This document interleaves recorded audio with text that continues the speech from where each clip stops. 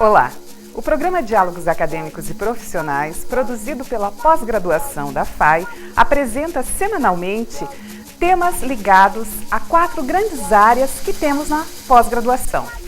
Então, temos negócios, temos direito, tecnologia e engenharia e também educação. O programa de hoje aborda um tema ligado à área de educação. Então, trataremos da neurociência aplicada à educação. De que forma a neurociência contribui com a educação? Para tanto, trouxemos profissionais especializados no assunto que abordarão essas dicas, de que forma a neurociência está na escola e de que forma contribui para a aprendizagem e para o ensino-aprendizado na escola formal. Acompanhe conosco, já voltamos.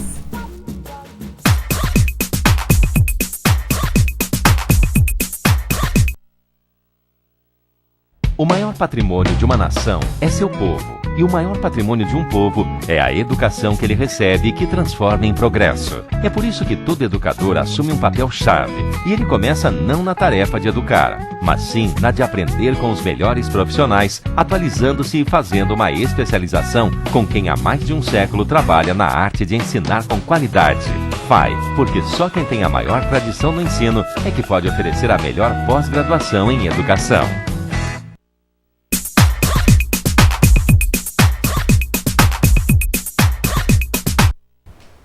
Começa agora o programa Diálogos Acadêmicos e Profissionais. O tema de hoje é a neurociência aplicada à educação. Então, trouxemos convidados especialistas no assunto para abordar, para tratar sobre esse tema, que refere-se também à área de educação da pós-graduação da FAI. Temos logo aqui ao meu lado a professora Denise Ribas Jamuz, que é psicóloga, especialista em neuropsicologia, mestranda em medicina interna e ciências da saúde na Universidade Federal do Paraná, professora da pós-graduação da FAI, psicóloga clínica e atua também como psicóloga no contexto hospitalar. Muito bem-vinda ao programa, Denise. Obrigada, é um prazer estar aqui. O prazer é nosso, satisfação é nossa. Ao lado da professora Denise, nós temos a professora Gislaine Coimbra Budel, pedagoga, pós-graduada em psicopedagogia, intervenção cognitiva e aprendizagem mediada, diretora do Centro Municipal de Atendimento, Maria Julieta Alves, da Prefeitura Municipal de Curitiba, professora da pós-graduação, palestrante e escritora. Muito bem-vinda ao programa Diálogos Acadêmicos, Gislaine. Muito obrigada pelo convite. Ora, satisfação é nossa. Também ao lado da professora Gislaine, nós temos o professor Egídio José Romanelli. Professor Egídio, graduado em Letras e Filosofia, pós-graduado em Orientação Educacional e em Psicofisiologia, doutor em Psicofisiologia, pós-doutor em Neuropsicologia, atualmente conferencista e professor de graduação do Ensino Superior em Instituição de Ensino em Curitiba. Muito bem-vindo, obrigada pela participação, professor. É sempre um grande prazer estar nesse convívio que fala de educação. A satisfação é toda nossa em receber, em tê-los, os três, que são especialistas nesse assunto e que trarão contribuições certamente à educação no que diz respeito à neurociência. Bem, como o nosso assunto é abrangente, é complexo e é longo, vamos iniciar então. Por favor, eu gostaria que a Gislaine começasse para nós fazendo um apanhado geral, fazendo uma introdução sobre a neurociência e principalmente aplicada à educação. Ok. Bem, a neurociência é uma disciplina que trata das questões do cérebro, né? Em definição, ela é mais ou menos isso.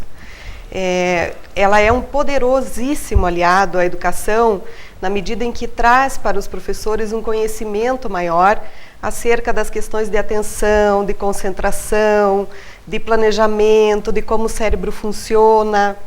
Então, tudo isso traz para o professor uma melhor forma de planejar a sua ação pedagógica, compreendendo o funcionamento do cérebro, as funções cognitivas, como o aluno aprende, as questões de metacognição.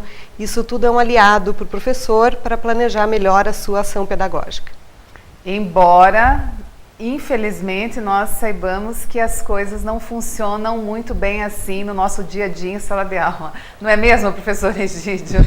Como a neurociência consegue, então, esse espaço na educação e consegue o diálogo na educação? Olha, de que forma está esse diálogo? É olha, eu efetivo? acho que seria o seguinte, nós tivemos ao longo da história, estudando a educação, sempre algumas teorias.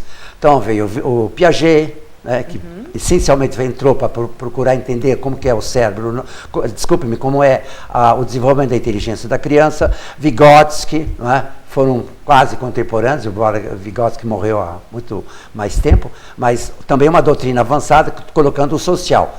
Faltou um ponto, que é exatamente esse. O que acontece no cérebro da criança para aprender, para desenvolver a sua inteligência. Então nós podemos dizer que agora a neurociência entra dentro do conhecimento humano como uma grande novidade, e vou mais longe, a última fronteira. Depois dela não haverá outra. A fronteira final. Final por quê? Tudo o que acontece com a criança na educação acontece dentro do seu cérebro. Ora, o que a neurociência trouxe, na verdade? Como disse a Gislaine, o estudo do cérebro, e para nós especificamente, como o cérebro humano leva e conduz a aprendizagem, e também explica por que não ocorre a aprendizagem. Então você já vê aí, não é? A criança estuda, deve aprender, algumas não aprendem. Então, tudo isso só pode ocorrer no cérebro. Nada existe fora do cérebro. Então, a neurociência vem agora para jogar uma luz. Então, ela não é contra Vygotsky, não é contra Piaget, não é contra o behaviorismo, não é contra a psicanálise, nada. Ela vai jogar uma luz para fazer uma releitura de todas essas doutrinas, todas essas explicações, até hoje, inclusive, da educação. É uma releitura dizendo o seguinte: olha, gente, o que acontece dentro do cérebro é exatamente isso. E para nós é um prato cheio. Por quê? Se você entende o processo da aprendizagem, o processo de desenvolvimento da inteligência, da memória, da atenção, você entende mais facilmente onde que ocorre ruptura, um desvio na atenção, na memória, na inteligência e na aprendizagem. Eu acho que então nós temos realmente a faca e o queijo na mão hoje dentro das neurociências. Certo. E a partir daí, a partir desse conhecimento de base, é que entram, então, as correntes filosóficas, é que entram também ligadas à educação, obviamente, voltados à educação. E também a partir dos autores que o professor Egídio estava citando, Piaget, Vygotsky, o comportamentalismo, o behaviorismo, enfim. Essas correntes podem partir daí, desse fundamento. É isso, Denise? Exato. Quando a gente pensa na questão do comportamento, o processo de aprendizagem nada mais é do que a aquisição de novos comportamentos. E você tem várias formas de estar estudando isso. Então, essas abordagens, a abordagem agora da neurociência, foca no processo todo da aquisição do desenvolvimento das funções cognitivas, que é exatamente o que a neuropsicologia também propõe, que faz parte das neurociências, que é esse estudo detalhado das funções cognitivas e como o desenvolvimento dessas funções contribuem, então, permitem o aprendizado, que é exatamente essa aquisição e a aplicação desses comportamentos. A partir de quando, mais ou menos, se nós podemos colocar uma data, a partir de quando a neurociência está mais desenvolvida e está mais aliada à educação? É muito interessante, se você permitir. Eu fui fazer um doutorado na França e eu tinha estudado na PUC do Rio de Janeiro, e um dos meus professores me falou: olha, o que está faltando na psicologia agora no Brasil é entrar bem mais profundamente na área científica propriamente dita. Não ficar no behaviorismo, na psicanálise, mas alguma coisa mais científica, mais voltada exatamente para o orgânico. E naquela época, então, o meu doutorado na França tinha esse título, psicofisiologia, porque a palavra neurociências e a palavra neuropsicologia não existiu. Certo. Elas só vão aparecer lá pelos anos entre 70 e 80, que elas começam a aparecer. E elas criaram volume e agora estão na moda a partir dos anos 90. A partir dos anos 90. Inclusive é interessante, não é? A gente sempre conta que a década de 90 a 2000 foi declarada a década do cérebro. Porque os próprios cientistas do mundo inteiro chegaram à conclusão que o que falta conhecer no corpo humano é o cérebro. Hoje se faz prótese de tudo, você pode fazer um coração artificial, etc. Mas o cérebro ainda era naquela época, ainda continua sendo a grande terra incógnita, a terra desconhecida. Então, realmente, e aqui no Brasil, que a gente sempre vem a reboque das coisas que acontecem nos Estados Unidos e na Europa, aqui no Brasil, realmente, as neurociências pegaram a partir do ano 90, dos anos 90 e agora, né, no novo século nosso. E as contribuições efetivas, professores, de que vocês já têm conhecimento de avanços a partir do conhecimento de base da neurociência aplicada à educação? Olha, uma das teorias que eu gostaria de trazer aqui nesse programa é a teoria da modificabilidade cognitiva e estrutural de Feuerstein. Ela é uma das teorias que comprova justamente as influências dos estudos da neurociência na aprendizagem. Então, Feuerstein, a partir de uma pesquisa realizada com os sobreviventes ao Holocausto a partir da Segunda Guerra Mundial, depois da Segunda Guerra Mundial, ele desenvolveu essa teoria porque esses jovens que foram morar em Israel, né, depois da Segunda Guerra, eles apresentavam uma dificuldade muito grande de adaptação à nova cultura. Sim. E diante disso, mesmo tendo passado já por longos anos em escolas onde eles moravam, eles eram considerados deficientes intelectuais, deficientes mentais, por conta dessa dificuldade de adaptabilidade. Mas o Feuerstein começou a perceber que não era bem assim.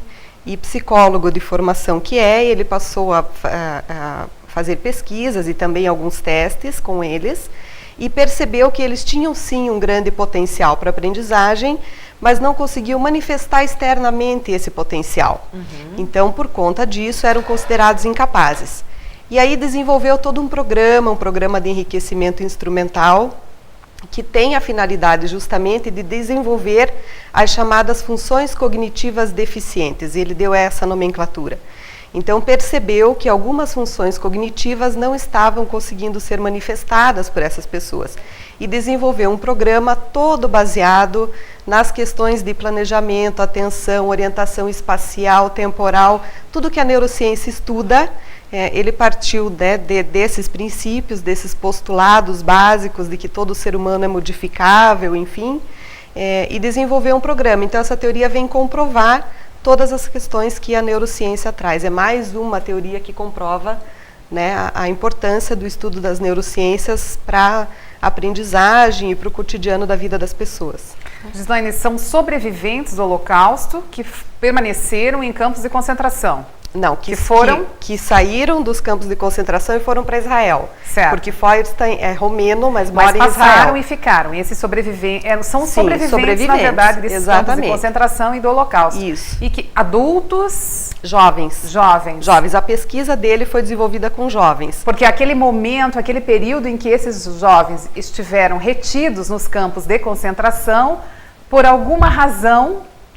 que até então a ciência não prejudicou a aprendizagem deles. Não foi só em campo de concentração. Sim. Houve uma quantidade muito grande, se calcula, por exemplo, só na França, 25 mil crianças que, de um certo modo, conseguiram escapar das garras da Gestapo, da polícia hitleriana. Então, essas crianças ficaram jogadas à direita e à esquerda em casas de família que foram escondendo. E quando terminou a guerra, veio a liberdade, o que aconteceu? Muitas delas não tinham mais o pai, nem a mãe, nem tio, ninguém. Sem referenciais. Sem referência nenhuma. E esse pessoal, muitos deles, então, foram para Israel. Foi um caminho, além também de alguns que escaparam do campo de concentração. Mas, na verdade, as crianças escaparam do campo de concentração foi muito pouco. Na verdade, entravam, chegavam lá e eram exterminados. Claro. Né? Então, foram crianças que, de um certo modo, estavam ainda escondidas. Porque foi o período de desenvolvimento dessas pessoas, da infância à juventude, à chegada à vida adulta, que sofreu esse comprometimento, essa defasagem, né? Digamos, não tiveram as vivências, as experiências, e não conseguiram se desenvolver de uma maneira que nós consideramos normal. É o que o Feuerstein chamou de mediação. Né? Então, o que havia para eles, diante das pesquisas que ele fez e da teoria que ele desenvolveu, o que faltou para esses jovens foi uma mediação adequada. Certo. E aí, quando a gente fala em mediação aqui, nós não estamos falando dessa mediação do meio jurídico, por exemplo, que a gente ouve bastante, de mediação de conflitos entre partes e tudo mais. A gente está falando de uma mediação muito específica e que Feuerstein descreve, inclusive, 12 características que não vai dar tempo da gente falar sobre Mas tudo pode isso citar agora, né? uma ou outra característica. Mas são características do mediador, por exemplo, as 3 universais que ele chama: intencionalidade, reciprocidade, mediação do significado e transcendência. Então, essas 3 características, eu aqui que sou mais da área da educação, sou a única pedagoga aqui entre os 3, né? Características que o professor, por exemplo, precisa ter para que esse processo de aprendizagem se desenvolva plenamente nas crianças, nos jovens, enfim, né? Para que esse processo de aprendizagem não fique sem essa mediação tão importante que faça com que o cérebro desses jovens e dessas crianças cheguem ao seu potencial máximo. Exatamente. É isso? É facilitador. Na verdade, o mediador é aquele facilitador. Aliás, eu participo do programa aqui em Curitiba, né, do PEI, e o que eu quero mostrar? Exatamente que toda a doutrina do Feuerstein tem uma leitura neuropsicológica, né? O facilitador faz o quê? Aquelas crianças ficaram bloqueadas.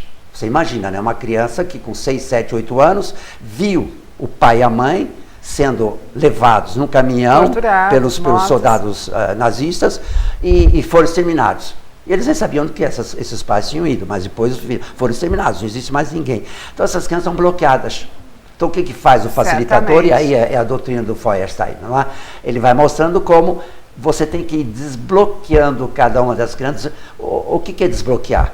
É que o nosso cérebro funciona a partir de formação de circuitos, de redes. E nessas crianças aí, por causa desse trauma, que é uma situação traumática, né? Sem o trauma dúvida. bloqueia. Então aquele circuito, aquela estrada, fica como uma barreira e não passa. Então são crianças ditas como retardadas mentais, porque não aprendem. O que o mediador faz, o facilitador? Através de todo um processo em que ele vai